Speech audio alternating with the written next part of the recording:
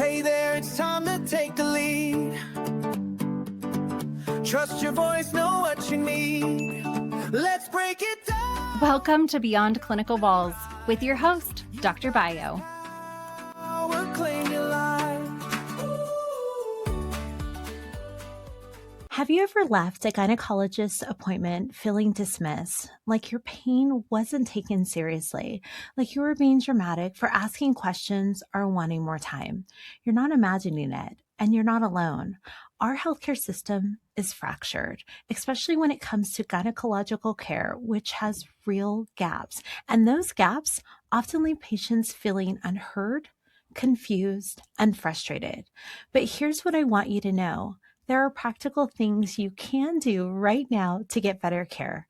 If you're new here, welcome. I'm Dr. Bayo. I'm a family medicine physician, and I bring what I do in the clinic, on the news, traveling around the country speaking, to right here on this podcast, helping you understand your health and navigate the healthcare system so you can advocate for the care you deserve.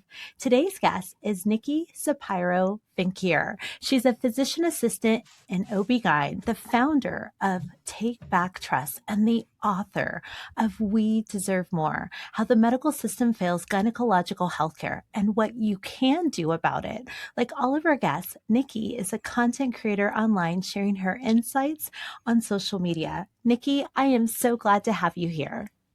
Thank you so much for having me. I'm so happy to be here with you.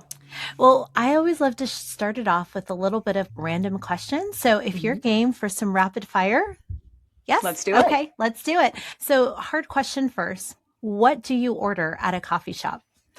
Oh, I just do a black coffee. No room for cream, milk, nothing like that. Black coffee. That's exactly what I do. So I love that. Next, so what is the biggest misconception people have about gynecological care? Oh, that you have to feel nervous for it. You know, I would have patients that would come in and be like, I had to do the shower before my visit today. And I'd be like, none of us actually care. No grooming matters. Do whatever, right? But I think that people get really nervous to come in and they feel like they need to paint their toenails and groom head to toe. And I think that that's kind of a ridiculous fallacy. If you could get every patient to do one thing before their next gyne appointment, what would it be? Ooh, I would love to get people to be able to prepare a little bit. So take some time, sit down quietly with their thoughts, a pen and paper or the notes app on their phone, and just really center their own needs and say, what am I trying to get out of this before they walk in the room? Because if you don't prep or do homework for it, by the time that you go in the room, you end up kind of forgetting the things that you wanted to talk about. That's really insightful just to have that preparation. We prep for so many things in life, so prepping for your appointment. Okay, what's a question you wish patients would ask more often? I wish patients would ask, what is the whole picture that we can expect? And what can I expect should things go wrong?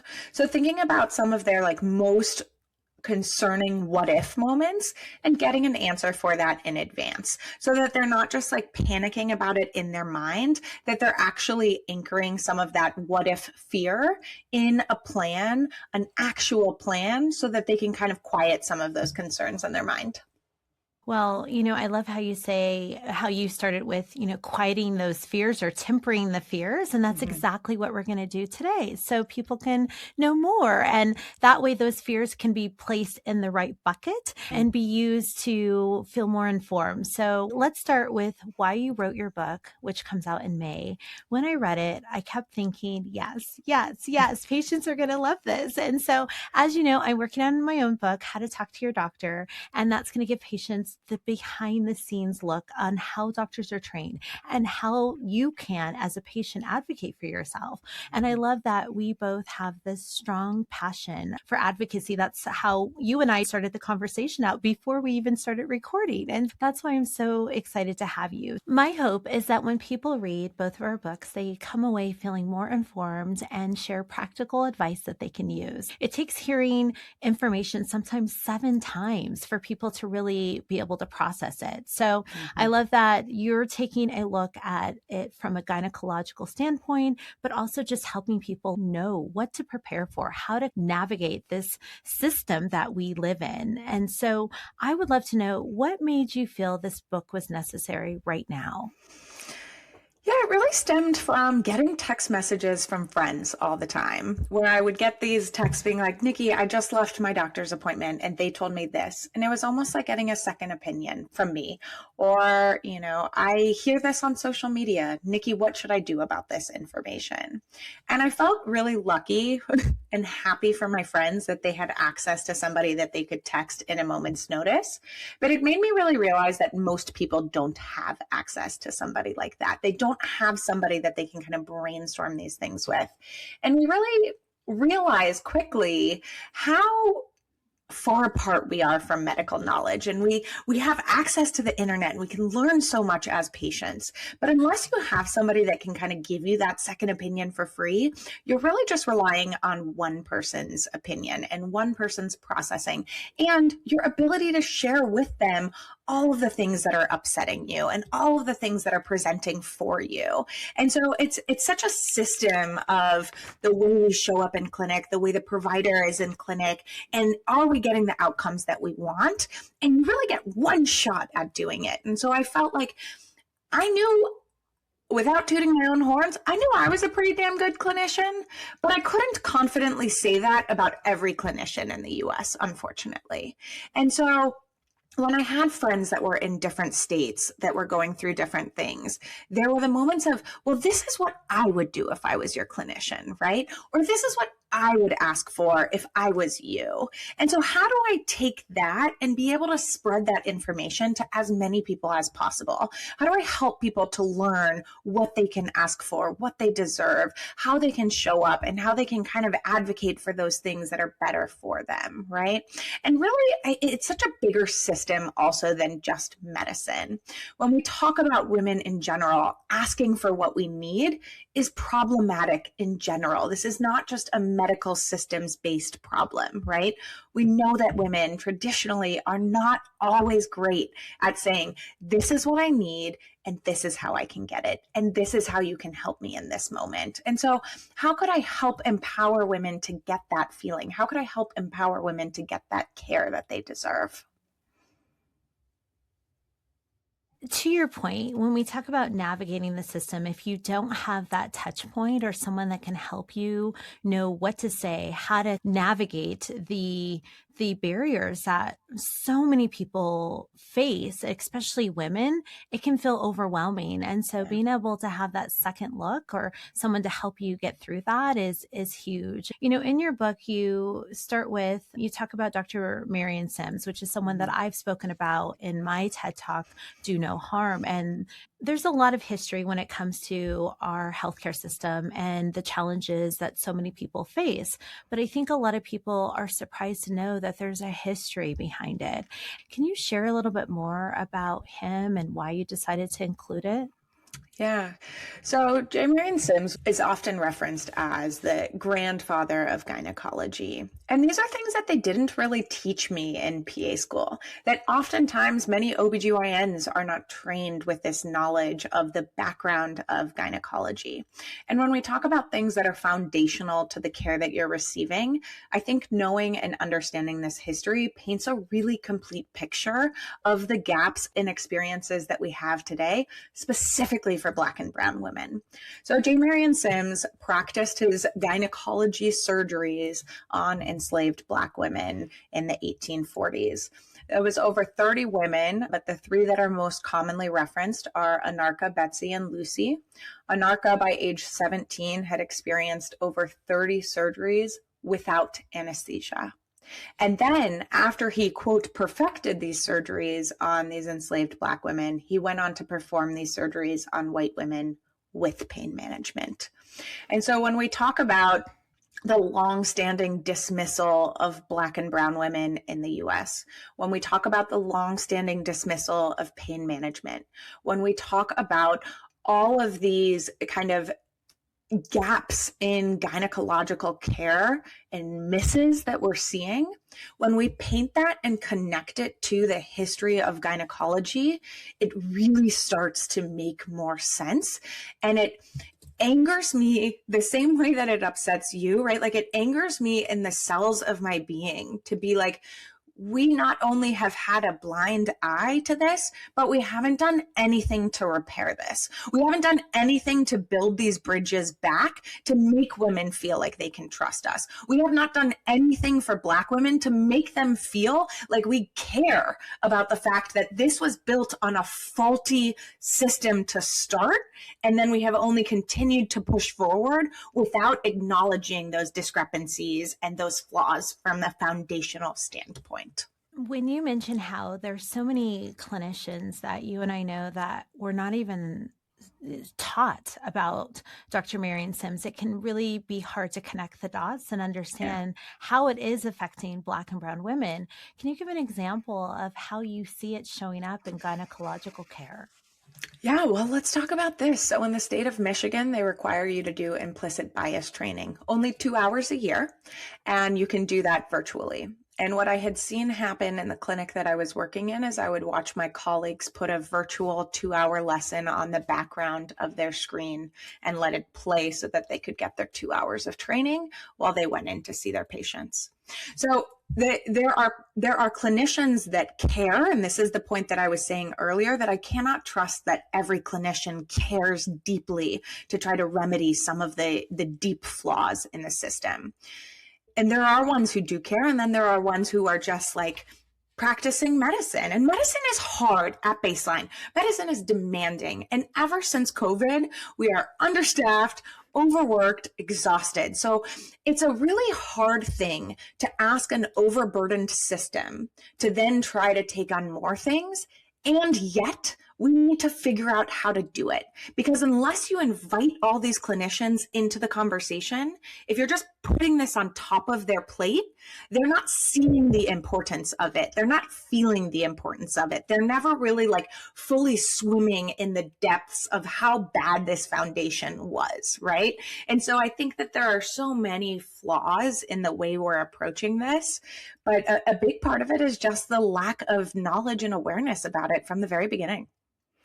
And it spills over to the care that people get every single day. Like, this issue is bigger than just one fracture in our healthcare system, because if you don't know the history behind it, if you don't understand how that one woman who is going into the clinic and she has a concern and she sees a doctor who has not invested in that cultural bias training because they have chosen to put that training on the background while they're doing something else, therefore have not understood the information that they're supposed to be taking away.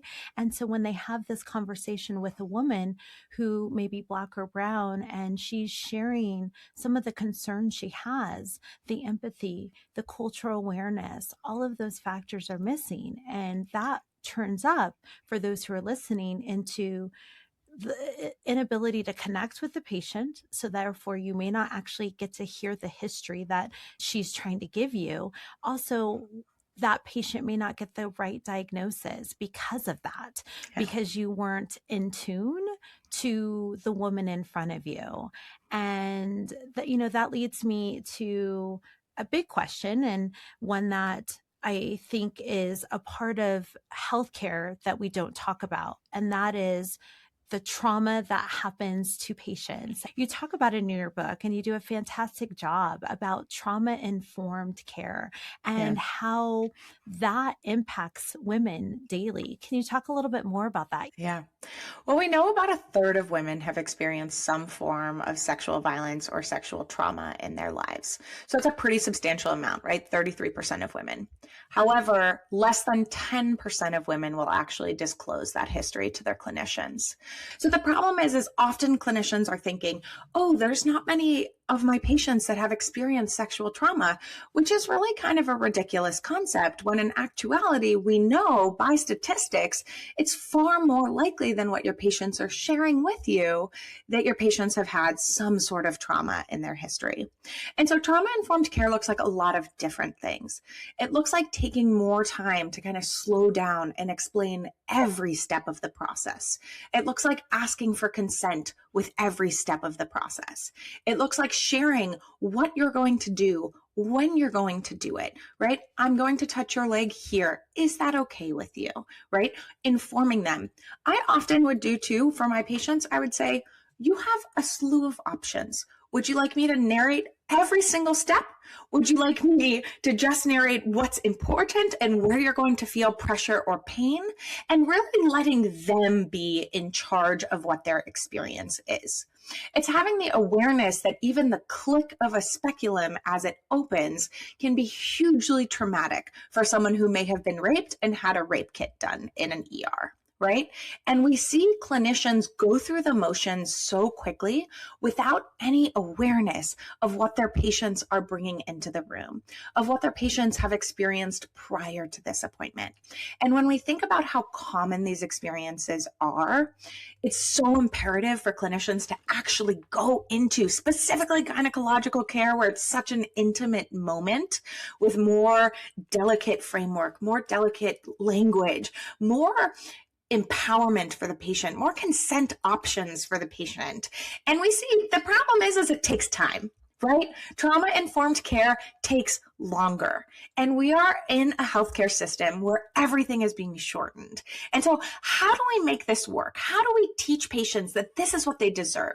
This is what they can ask for? And how do we teach clinicians? We're all stuck in these scripts of the things that we say when we do the procedures over and over again. How do you change the script? How do you change your framework? How do you change the way that you're viewing every single one of your patients that walk through your door, whether or not they share their trauma history with you? And it starts with the awareness of being aware that there is a power dynamic between the clinician and the patient, and recognizing that. Yeah. And how do you become informed so you can help that patient who is coming with trauma, who's coming with a lived experience from maybe the doctor she just saw, or even as a child, and being aware of that. And it can be hard because how do, people listening right now, how would they find, the right clinician? Can you give some advice when it comes to booking the right appointment with that doctor? Yeah. I think one of the first questions you can ask when you're making an appointment is, if we're looking for trauma-informed care, is this clinician trauma-informed? Are they trauma educated? And you can tell a lot based on the answer that the front desk will provide you. And granted, the front desk person is not the clinician doing the exam, but the way that we train our team, the way that we talk to our team ripples through the entire experience. And if the person answering the phones is already giving you kind of like the EBGBs, like this isn't going to feel good, then it may not be the right fit for you, right? And really figuring out, going back to the idea of doing homework before your appointment, really figuring out, what is it that I'm looking for when I'm going there? Is it just an annual exam, which is a preventative visit? Or do I have multiple concerns that I want addressed? And I think I hear so many women talk about being disappointed because they went in for an appointment and they didn't get their questions answered. And when I take a step back, I'm like, okay, but did you schedule the right appointment? Did you go in for the right thing, right? Because the way our insurance systems work in America, unfortunately, is you have to bill for something. And you can bill for a preventative visit, which is really just talking about, your standard things that are happening in your life, really doing that, breast check, your pap smear, some STD testing, and talking about birth control.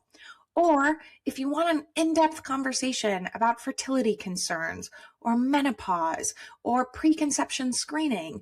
Those are more kind of in-depth discussions that require their own different type of visit. And if you go in for your annual exam expecting to talk about those things, you're going to immediately feel disappointed. You're going to immediately feel like the clinician didn't listen to you. And some of those things are just a matter of like missing each other, right? Of not really understanding the way that the healthcare system is set up. And when we don't know what to ask for, we don't get what we need. And so I think scheduling the right appointment is one of the things I talk about most often, because that sets you up on the right foot to start the foundation, to start that visit.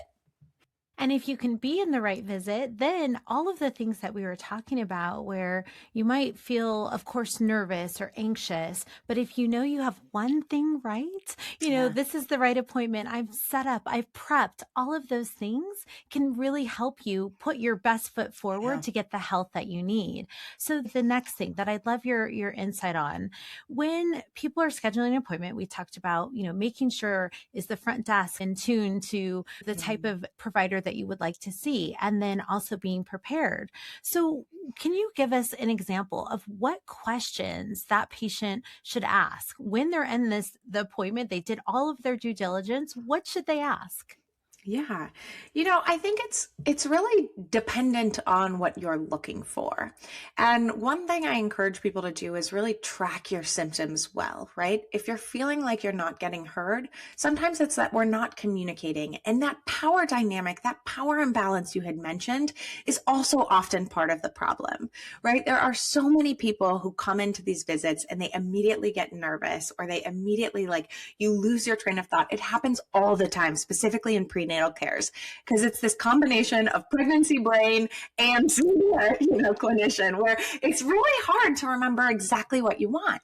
So really thinking about, okay, what are those things that I can talk about? What are those things that I can address? And what are the things that are problematic for me in this moment?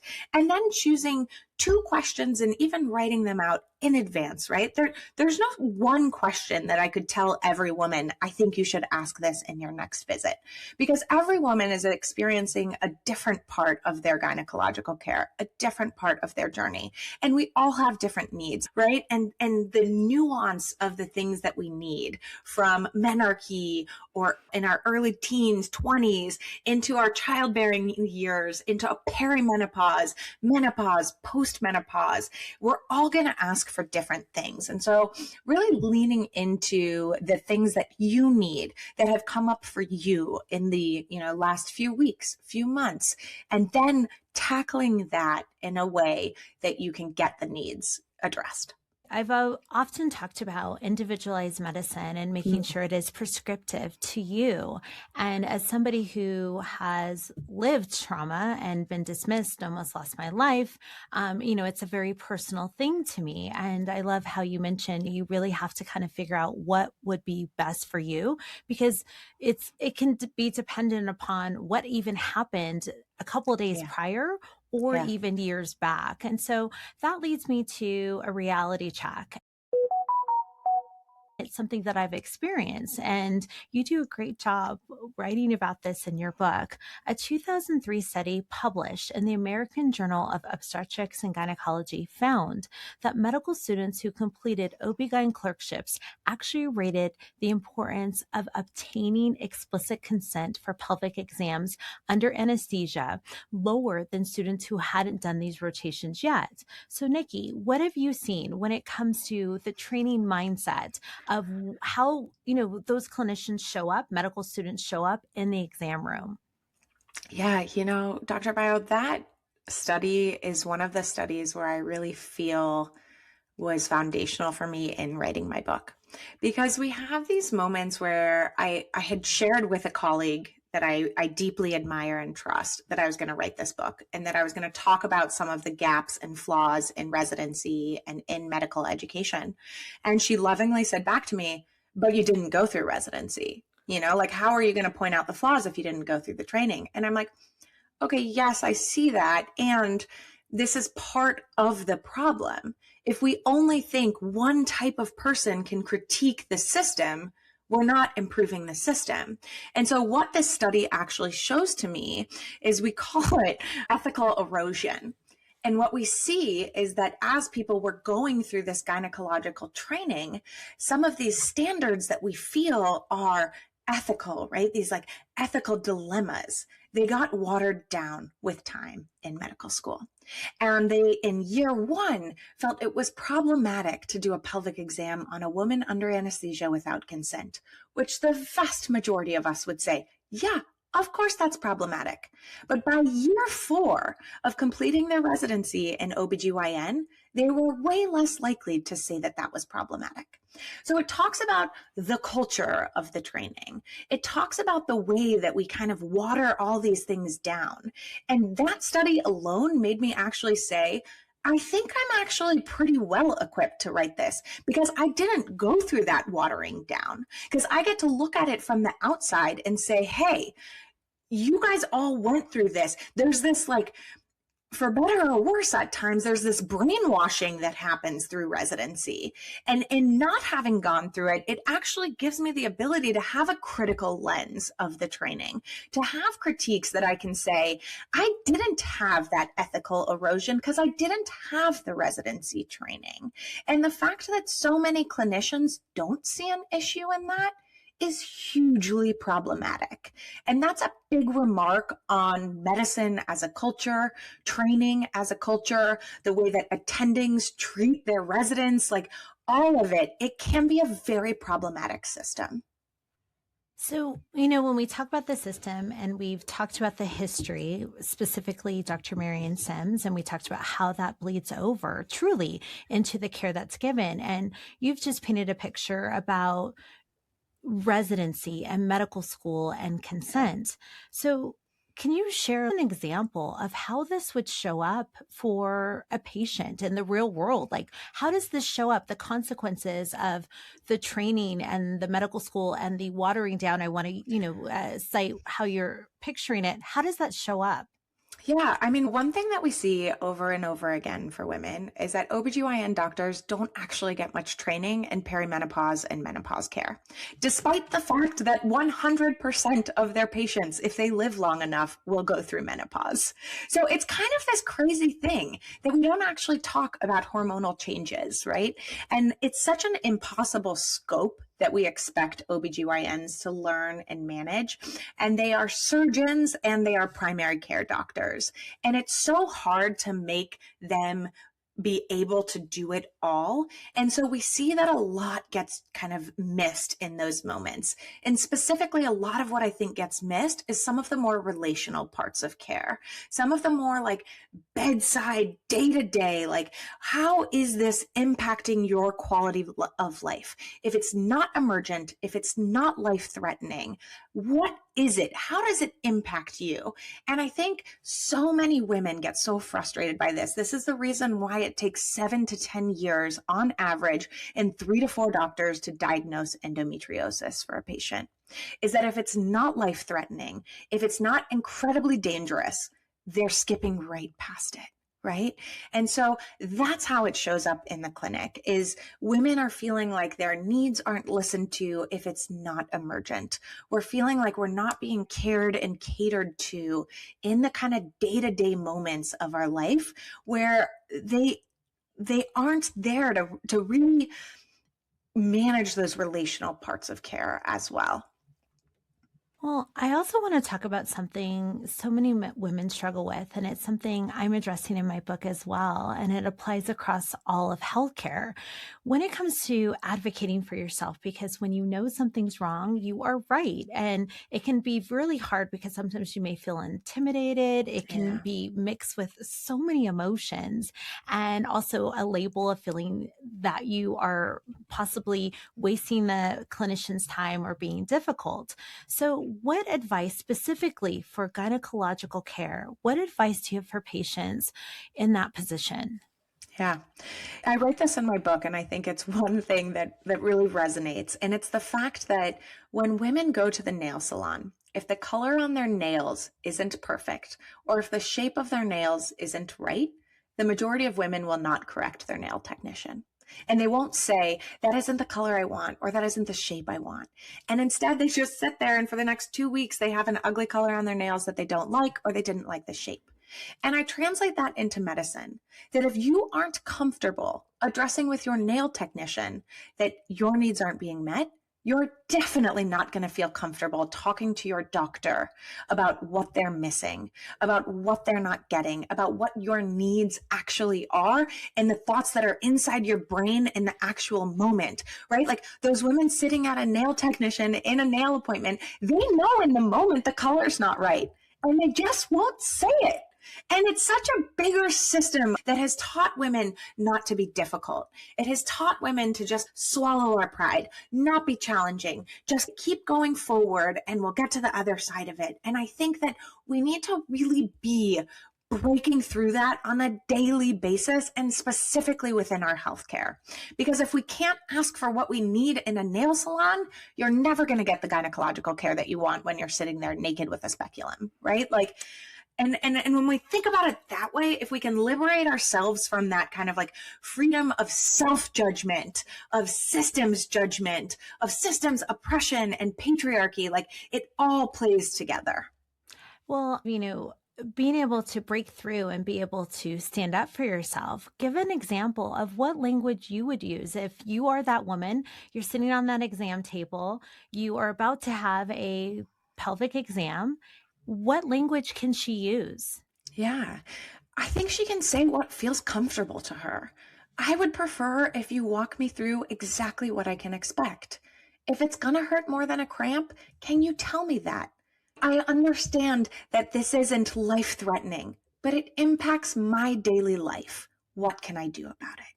Right? Advocating for what it actually looks like to you in your day-to-day is one of the best things you can actually do. And it doesn't have to, we don't have to wait until this has been going on for years, for decades, right? We see this happen all the time, that patients don't want to be a burden, that women don't want to be a burden. And instead, I don't think that if it's been going on for a day or two, you need to jump into an appointment necessarily, but watch it. And if it's going on for a week or 2 months or 3 months, and it's different than your baseline, and it's impacting you and your quality of life, it's worth addressing. So let's say we have this woman, and it is affecting her baseline. She is in discomfort. What can she do if she goes to her doctor and in that moment she shares, this is what's happening, and she's dismissed? What advice would you give her? Yeah. So this is where I think the preparation really comes into play too for these visits, is really mapping out your symptoms in advance. And one of the things that I did in my book is there's a symptom tracker where it talks about what symptoms are you feeling on a scale of 1 to 10, how impactful is it? And then what notes do you have for yourself about this, and all different types of it, so you can really be able to express in a better way how that actually relates to your life, right? And I think that's what we need to be conveying to our clinicians, is what is the impact it has on your life. And if over and over again, we're talking about endometriosis in a way that it talks about the impact to your quality of life, and we're having every patient do that, right? This becomes this kind of turnkey moment where you make it a little bit better for you, but you also make it better for the next woman who says it after you.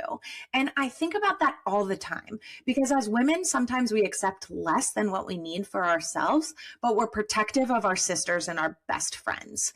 And so I try to tell people, advocate, yes, for yourself, and also advocate for the woman who comes after you, for your best friend who's going in alongside you, right? If we can systemically, as a cohort of women, start pushing for change, start advocating for better care, we are going to get it, and the ones who come after us are going to get it too.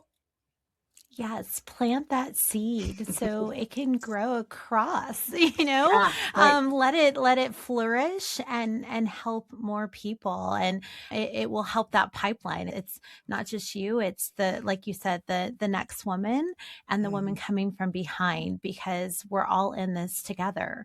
Yeah. So we've talked a lot about what's wrong in healthcare. But I would also love to know what is giving you hope? What anything right now that really is, helping you feel like I can see a light. Yeah, I mean, it's conversations like this, right? It's two clinicians of different, you're a physician, I'm a PA, you're a Black woman, I'm a white woman. We have different backgrounds. I live in the Midwest, right? Like we have different backgrounds, we have different experiences. And I think what's interesting for both of us is some of our advocacy came out of the transition to motherhood, out of experiencing problems as a patient first.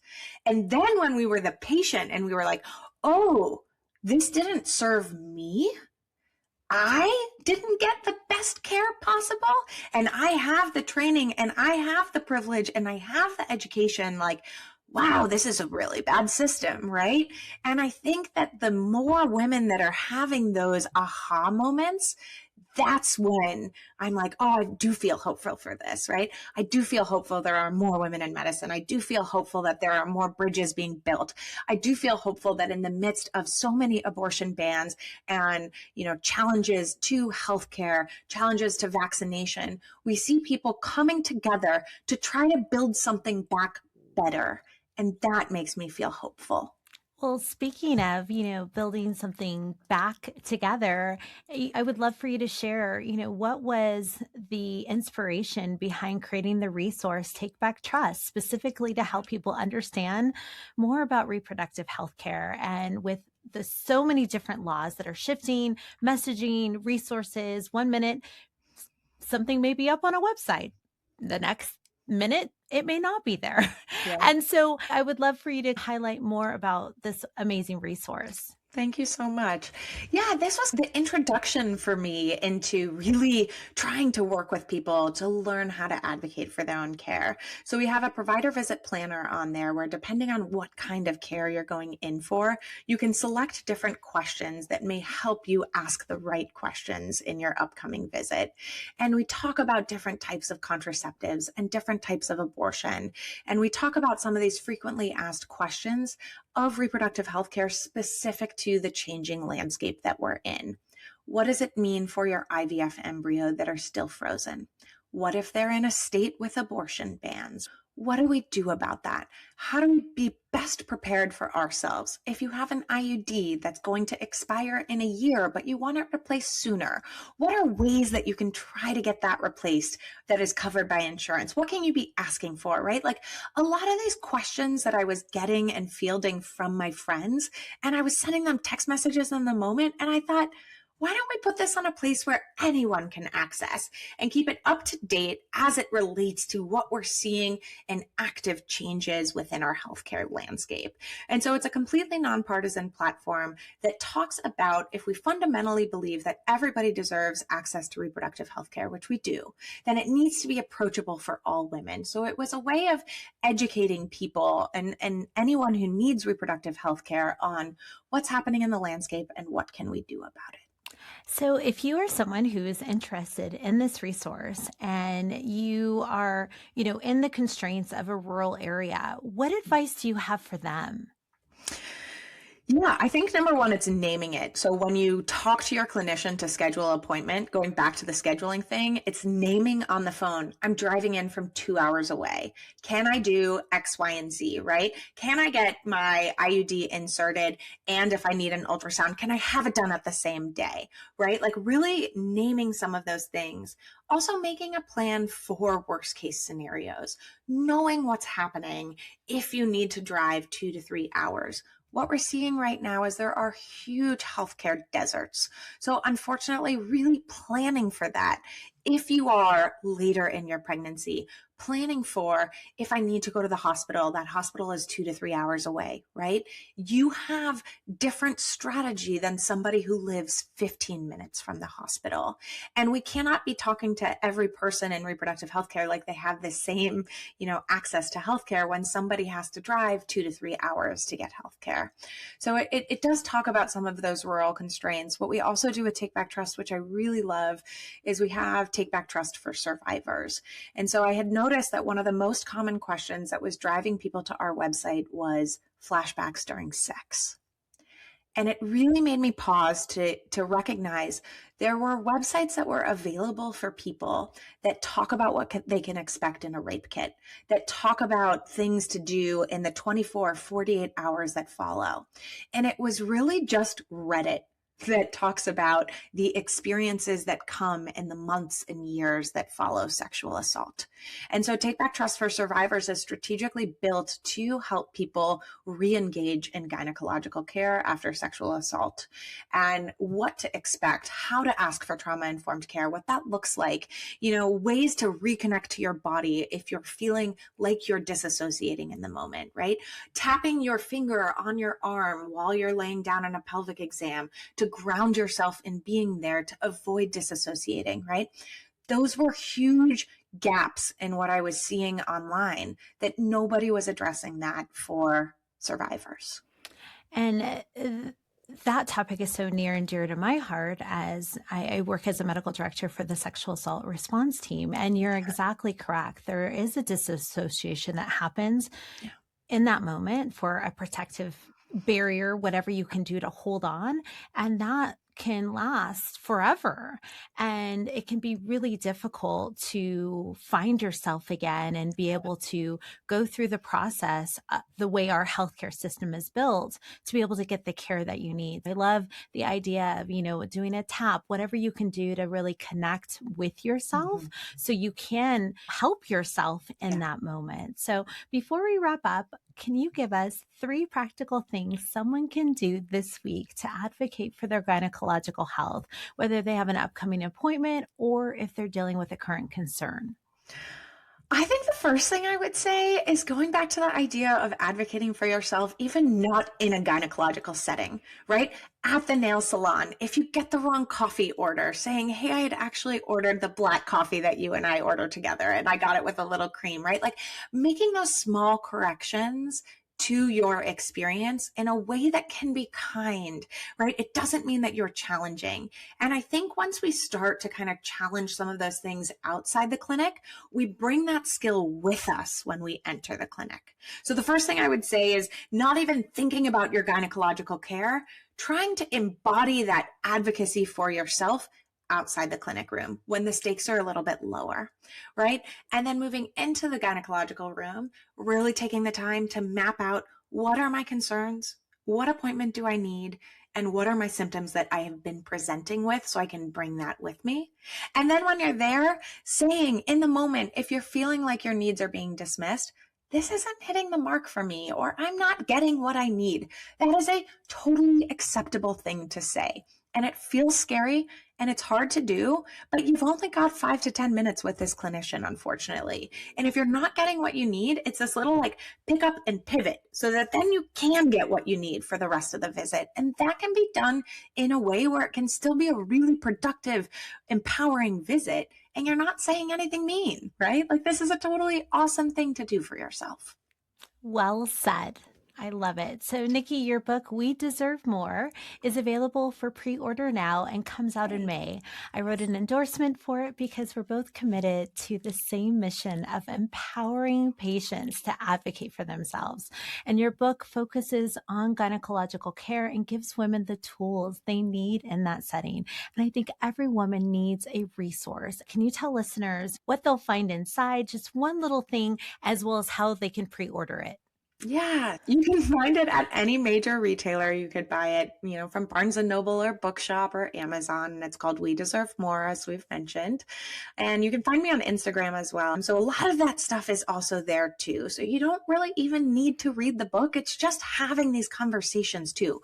I would love for you to read the book, but hearing some of these things, that's the goal, is really starting to kind of make these changes in this cycle so that it gets better for us and it gets better for the other women we love around us. Or planting the seed. Planting the seed. I love it. Nikki, thank you for this conversation and for writing this book. We're both working towards that same. Oh, you're welcome. I'm so glad that you have this amazing resource to help each woman really be able to find herself and be able to navigate when it comes to gynecological care. Thank you for your time, your energy, and providing tools that women can use. Please check out Nikki. She's fantastic. Visit takebacktrust.com for reproductive health care resources. And also check out Know Your Rights Guide. And please, save this conversation. And as Nikki mentioned, not only save it for yourself, but share it with someone else, because we're going to plant those seeds so we can help as many people as possible. Nikki, any final thoughts? No, it was an honor, Dr. Bayo. I really appreciate the way you show up so authentically as well, and the way you share your story. And I think that those are the moments and those are the clinicians that do make a difference, right? And so I appreciate you being one of the clinicians who care and offering those resources for people, because I do think that makes a huge difference. And it can be such a model for other clinicians too, of what it does look like to show up for our patients in a different way. Yes, well, thank you. I appreciate that. Did something in this episode click for you? Share this episode with someone who needs these tools too. You deserve care that listens to you, that believes you, and respects your time and concerns. Don't settle for less. You've got this. Thanks for listening to Beyond Clinical Walls. If you learned something new today, please leave us a review on Apple Podcasts or Spotify. It really helps us reach more people who could benefit from these insights too. Hit subscribe so you never miss an episode. We've got amazing content coming, including great episodes with the health creators you love. You've heard the truth, now take the lead. Stand for yourself, know what you need. One step closer, you've made your mark. Keep showing up and light the spark.